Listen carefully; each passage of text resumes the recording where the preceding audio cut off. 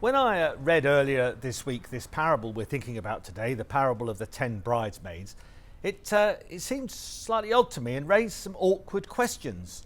Like, what's the bridegroom doing turning up at midnight? What does the bride think about that? In fact, where is the bride in the story?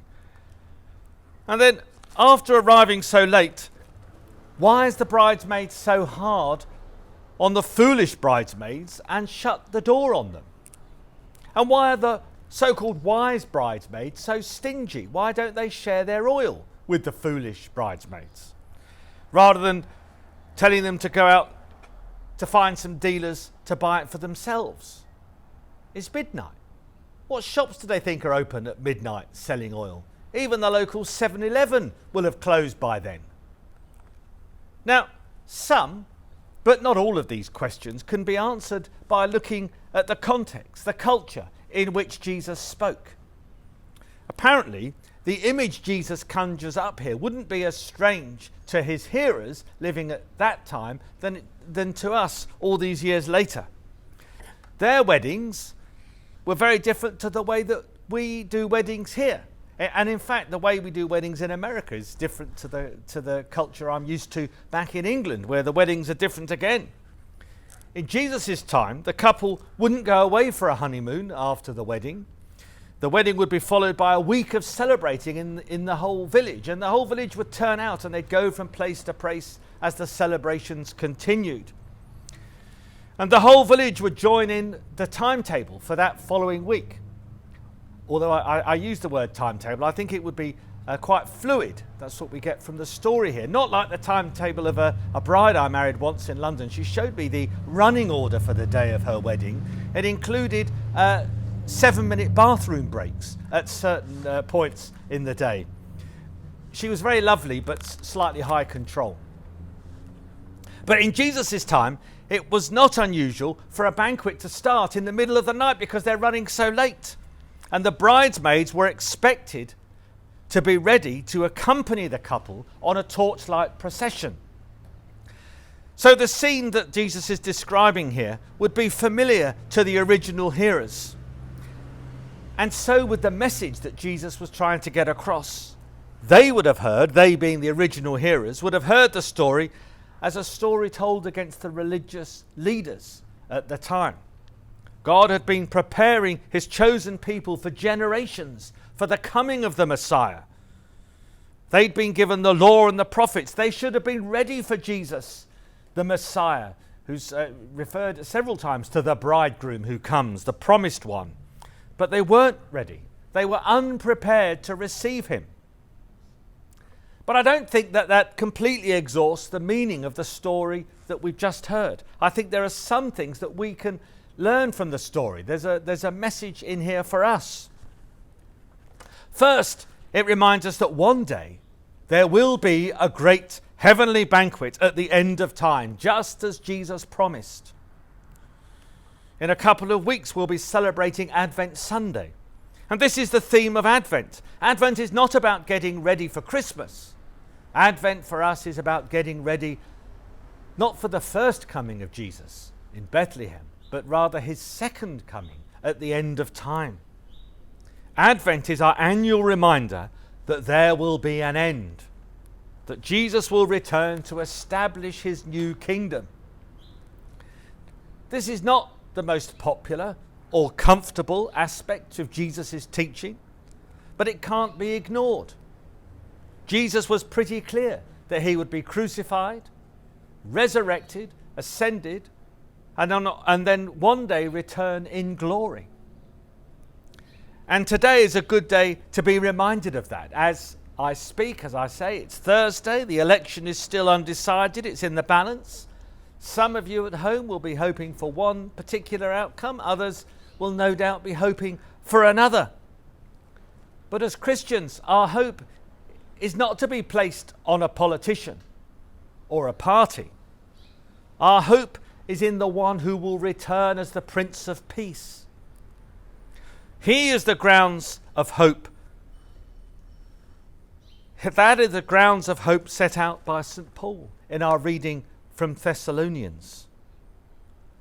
And the kingdom which is to come in all of its healing and justice making, is the yardstick against which we must measure our own healing and justice making efforts. God's heavenly banquet in his new kingdom is our ideal, our goal, our motivation, our destination, the grounds of our hope. Without it, we have no standard, no accountability, nothing to work towards, nothing to anticipate in God's name. The parable of the bridesmaids ends with a wedding. It ends in celebration and joy. We dare not abandon this glorious ending simply because we've got bored or grown tired of waiting. Then we need to hear too the emphasis in this parable on being prepared as we live our lives with the end in mind, in light of that end. The bridesmaids in the story are called wise because they thought ahead and were prepared. We too need to be prepared. There was a medical student called Michael Cummins, and at the end of his first year of medical studies he had an oral exam. And in this exam he was shown various organs in jars, and he had to name them and say what was wrong with them. The examiner held up the first jar. "It's a brain," said Michael Cummins. "No," said the examiner, "it's a pancreas." Then he held up another jar. Michael Cummins said, "Oh, well, that's a liver." "No," said the examiner, "it's an appendix." "Mr. Cummins," said the examiner, "you seem to have no idea at all about medicine." "Well," said Michael Cummins, "I thought the exam was tomorrow." Of course, that was a lame excuse. We can't prepare like that. Some things can be left to the last minute. Others, like medical studies and faith, can't be. When Mary, wife of William of Orange, was dying, her chaplain said to her, he began to talk to her about the way of salvation. And she stopped him. And she said, "I have not left this matter to the last hour." She had wisely been preparing. She knew that faith takes time to develop. She had been following Jesus' advice and was storing up treasures in heaven. And there's one more lesson in this parable that I want to draw out. It's this: you are more valuable than the oil in your lamp. So stick around. The biggest mistake that the 5 foolish bridesmaids make is to leave. It's not clear that they had to leave. They choose to. Their lamps weren't completely out of oil. It says in the story that it was simply running low. They assume that their oil supply is more important to the groom than their presence at his party. So they ditch the scene at the most crucial moment and go shopping, thus depriving themselves of a wonderful celebration and depriving the bridegroom of their companionship, support, and their love on his special day.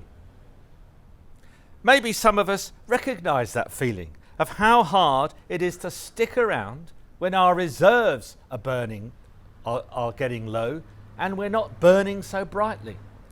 Our light is fading.